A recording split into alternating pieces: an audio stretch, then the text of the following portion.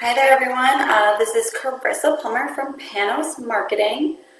You heard from me probably a couple months ago. We talked about content strategies, things like that. I'm the content social media person here at Panos. You'll notice I'm not in my poorly lit dining room. Today I'm actually back at Panos headquarters, which is really, really exciting. Not many of us here right now, but still really great to be back in the office to present this live session. So today we're going to talk about some great tools out there on social platforms that you can use to help snazz up your social presence. We're mostly going to talk about Facebook and Instagram because, let's face it, there's just so much more happening on both of those platforms.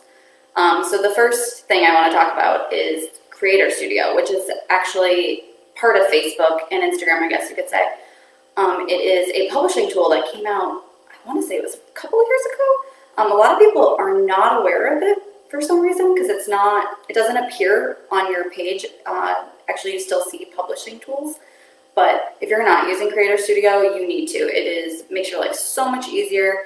You're able to access so many more capabilities. You're able to backdate content, schedule content easier, and there's just a lot of different types of content you can schedule right from the Creator Studio. So what I'm going to get into is a lot of those add-on features that Creator Studio offers. So one of the first things is polls, which actually Twitter and LinkedIn offer the poll feature, but Instagram and Facebook have it for their stories and for posts. Well, Instagram not for posts, but for stories, which I think is a great tool to use when you're trying, survey your audience. Maybe you want to find out what matters most to them for checking account benefits. Little things like that you don't need to run a whole big survey campaign for, but you want to poll your audience in some organic content. It's a really cool thing to do. The obvious, you can post photos and videos, which I feel like a lot of people still don't do.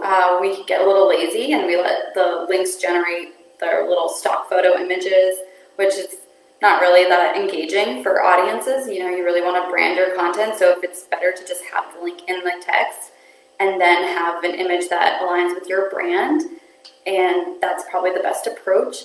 Videos, again, these don't need to be videos you made. They don't need to be anything Oscar-worthy. You can literally go into a third-party app and make a basic animation and share that, which leads me into, I don't want to get too invested in this conversation, but I want to talk about Canva a little bit. This is apart from Facebook. It is a design tool. It's super easy to use, user-friendly. If you're one of those people who just gets nauseous over the idea of opening an Adobe Creative app, this is a great product for you to use. You just log into it online. It's free. There are paid options, but you get pretty much all the necessary capabilities from the free option.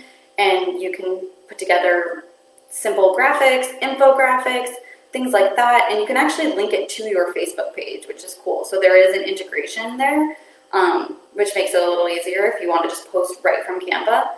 So that's also something really cool. You can actually now create an instant experience, I believe it's called. So you can post photos and videos together. So say your bank hosted an event and there were a bunch of videos and pictures, and you're like, well, I want to do a slideshow, but I also want to do this video. You can actually put them all together in what they call that an instant experience. So that's really cool. Live videos, which we're obviously doing right now, those are pretty great. Definitely engages an audience. They're able to ask questions and keep up with you in real time, which is really cool. You can also do that on Instagram. A lot of these things you can integrate with Instagram since they are this one and the same, essentially. Another cool thing that Creator Studio offers is the analytics and insights for both Instagram and Facebook, which is a great tool to utilize so you can, uncover how your content's performing. Is what's doing well, what's not doing well, what should you, kick out, and what should you maybe finesse a little bit more. There's also, which I found really interesting, and I just learned, I'll be honest, because I'm still learning things about Creator Studio, because they're also adding things to it every day. I mean, we all know Facebook updates every other day. But there's a monetization feature, which there's a couple different parts of it, but I think would be cool for especially community banks where you get to do brand collaborations. So I know those community banks out there who love to partner with local businesses, especially in a climate like we're in right now. It's something really cool to investigate, and I strongly suggest that banks do look into it because I think there is definitely a value to that.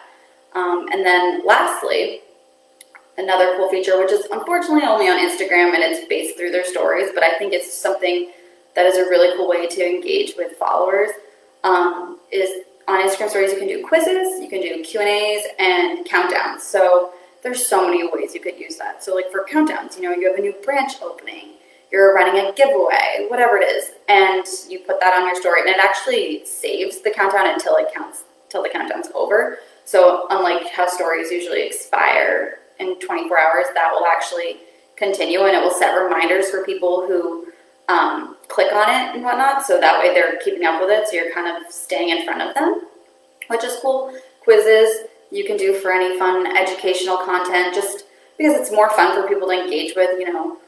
For a long time, if you wanted to do any type of quizzes or trivia, people had to comment and leave a comment below, things like that, but this is a little bit more fun way to do that. And then the Q&A is, again, similar idea to the quizzes. It just doesn't offer the same multiple choice, or they can even just ask questions to the bank. Using stuff like that's a cool opportunity to also have Instagram or Facebook takeovers. If you have a lender at the bank and they do a takeover one day, and then they can do questions about lending, and people can submit their questions, and they can answer those all during that time period that they're doing the takeover. So a lot of really cool things that I think all community financial institutions could really benefit from and take advantage of.